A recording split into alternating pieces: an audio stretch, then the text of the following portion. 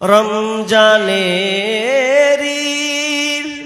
30 রোজা, রমজানেরি 30 রোজা, মাপ হবে তোর গুনার বোঝা। মাসুম শিশুর মতন প্রভু জীবন তোমায় করবে দান। ভোরের আগে নিয়ত বান্ধ, ভুল করো না মুসলমান, ভুল করো না মুসলমান। এই মাসেতে একটি রাত্রি সবে কদর নামটি যার। এই মাসেতে একটি রাত্রি সবে কদর নামটি যার। হাজার মাসের সেরা সেরা মুছাই পাপের দুঃখ ভার। এই মাসেতে নাজিল হলো, এই মাসেরে এই মাসেতে নাজিল হলো নবীর উপর আল কোরআন। ভোরের আগে নিয়ত বান্ধ, ভুল করো না মুসলমান। রোজাদারের দুইটি খুশি, একটি খুশি ইফতারের। রোজাদারের দুইটি খুশি, একটি খুশি ইফতারের। অপরটি হয় আল্লাহর দিদার রোজ হাসরের প্রান্তরে। এত সুন্দর মধুর ডাকে যে জন সদা লুকিয়ে থাকে, রোজ হাসরে কাঁদবে সেদিন, পাবে না কো আল্লাহর দার। ভোরের আগে নিয়ত বান্ধ, ভুল করো না মুসলমান, ভুল করো না মুসলমান। বেহেশতেরি 8 দরজা, রাইয়ান নামের একটি দ্বার। জান্নাতের 8 দরজা, রাইয়ান নামের একটি দ্বার। সেই দ্বারেতে যাবে কেবল যারা আল্লাহর রোজাদার। রোজাদারের মুখের ঘ্রাণ বৃক্ষ নাভি খুশবু সমান। তাই তো এদের এত আদর করেন প্রভু রহমান। ভোরের আগে নিয়ত বান্ধ, ভুল করো না মুসলমান। ইসলামের পাইগাম নিয়ে আসছে ধরায় রমজান। ভোরের আগে ভুল করো না মুসলমান, ভুল করো না মুসলমান, ভুল করো না মুসলমান। রমজান আমাদের কি শিক্ষা দিয়েছে, এ কয়েকটি আলোচনা আমি আপনাদের সামনে রাখার চেষ্টা করছি। তবে দুর্ভাগ্যজনক এটাই সত্য যে আমি প্রোগ্রামগুলোকে, আলোচনাগুলো আমি শুরু থেকে শেষ পর্যন্ত মোকাম্মাল করতে পারি না এই কালেকশনের কারণে। আমি 13 তারিখে ইনশাআল্লাহ আলতাপুর আশেপাশে কোন একটা এলাকায় প্রোগ্রাম আছে 13 তারিখ, ওখানে ইনশাআল্লাহ সম্পূর্ণ ওই বিষয়ের উপরে আলোচনা করব। কিছুক্ষণ আমি আপনাদের সামনে শেয়ার করার চেষ্টা করছি। সামনে আসছে রমজান মাস, আতাকুম শাহরু রমাদান, রমজান মাস সামনে সমাগত, রমজান মাস আসছে। ইসলামের বুনিয়াদ হলো 5খানা, ইসলামের খুঁটি স্তম্ভ কখন বললাম ভাই? 5খানা। জানি না আমরা? জানি তো, এটা জানতে হবে তো।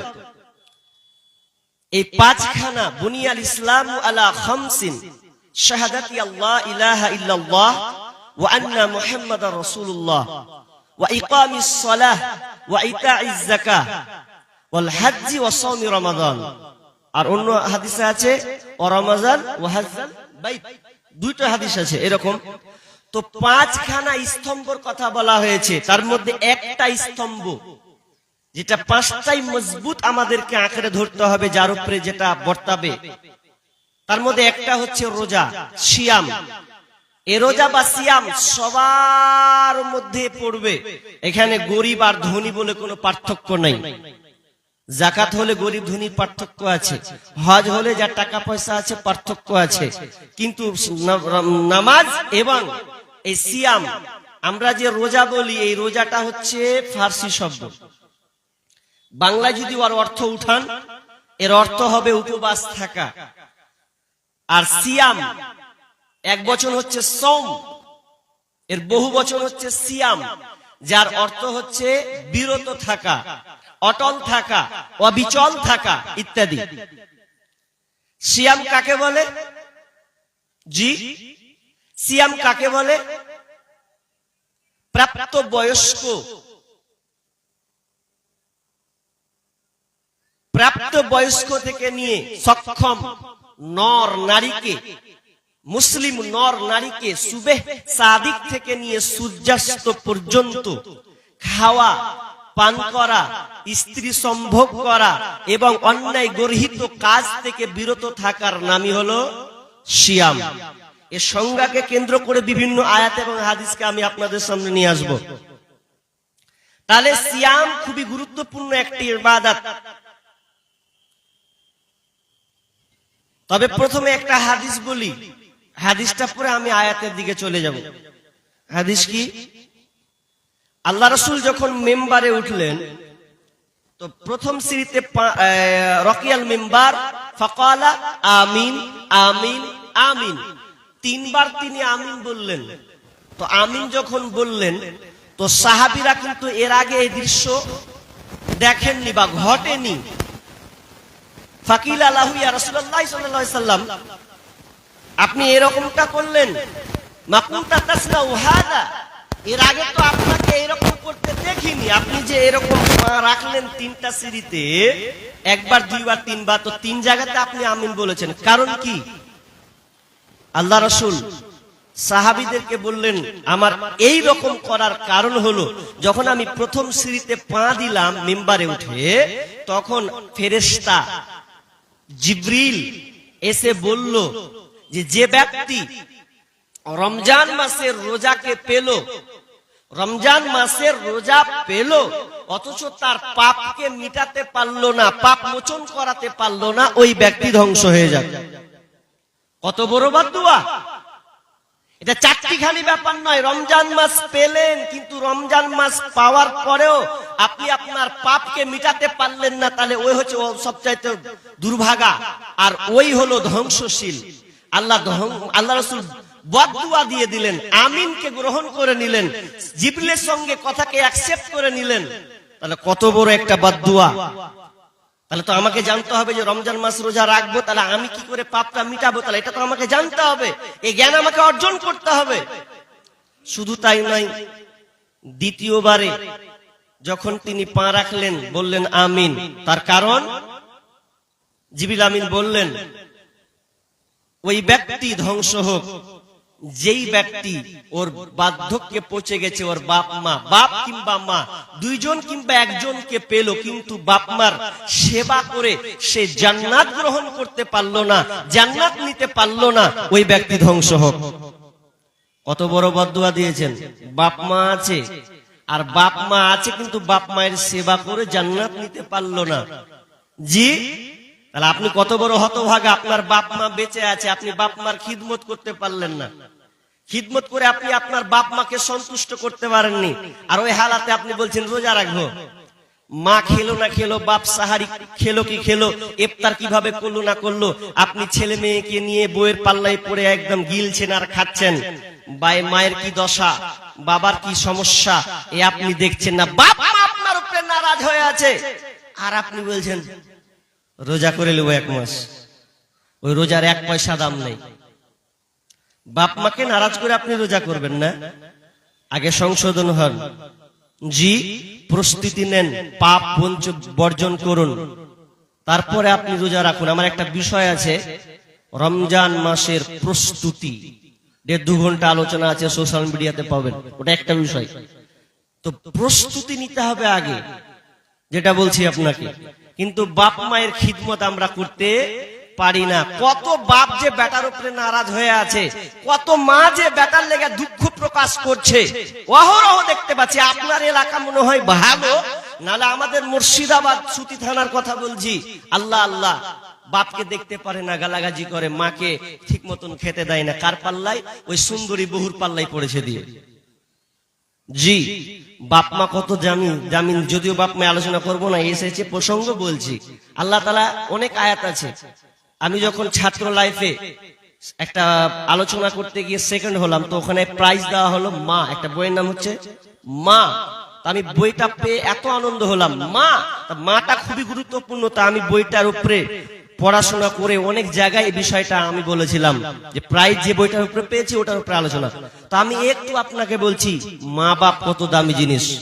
বিসমিল্লাহির রহমানির রহিম। ووصينا الإنسان بوالديه حملته أمه وهنا على وهن وفصاله في عامين أن اشكر لي ولوالديك إلي المصير। আল্লাহ রাব্বুল আলামিন সূরা লুকমানের 14 নম্বর আয়াতে আল্লাহ সুবহানাহু ওয়া তাআলা বলছেন, ওয়াসাইনাল ইনসানা বিওয়ালিদাইহি হামালাতুহু উম্মুহু ওয়াহানান আলা ওয়াহান। আল্লাহ রাব্বুল আলামিন বলছেন, আমি মানুষকে পিতামাতার ব্যাপারে সৎ ব্যবহার করার নির্দেশ দিয়েছি, ইহসান করার ব্যাপারে আমি তাদেরকে নির্দেশ দিয়েছি।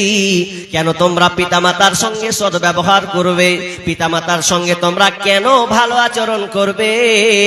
বন্ধুরে, আমি আপনাকে আগে একটা কথা বলে দিয়ে তর্জমাটা করে দিছি।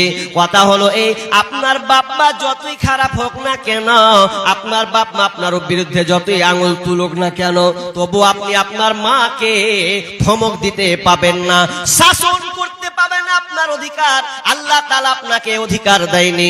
ইব্রাহিম আলাইহিস সালাম এটা দেখাননি, বাপ মায়ের সঙ্গে তারা তিনি ধমক দেননি, খারাপ আচরণ করেননি, তাকে শাসন করেননি, বরং বুঝিয়েছেন। আপনি সন্তান হিসাবে পিতা মাতাকে আপনি বুঝাতে পারেন, মুরব্বি ডেকে এনে বুঝাতে পারেন, তবে আপনার অধিকার নেই যে আপনি সন্তানের মতন মাকে শাসন করবেন। এই অধিকার আল্লাহ আপনাকে দেয়নি।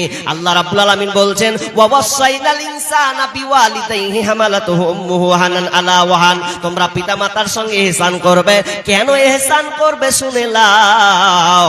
তোমার মা তোমাকে দুর্বলতার উপরে দুর্বলতা স্বীকার করেছে, ওয়াহানান আলা ওয়াহান, এর অর্থ হলো দুর্বলতার উপরে দুর্বলতা তোমাকে স্বীকার করেছে, কষ্টের উপরে কষ্ট করে তোমাকে লালন করে। দুর্বলতার উপরে দুর্বলতা বলে মানে আপনি যখন পেটে আসবেন, 1 মাসের বাচ্চা 2 মাস 3 মাস 5 মাস 6 মাস হতে হতে 9 মাস 10 দিন পর্যন্ত তুমি যত বড় হবে, মায়ের পেট তত বড় হবে। আর যখন বড় হবে 9 মাস 10 দিন পর্যন্ত, ওই মাটা বসে সুখ পাবে না, দাঁড়িয়ে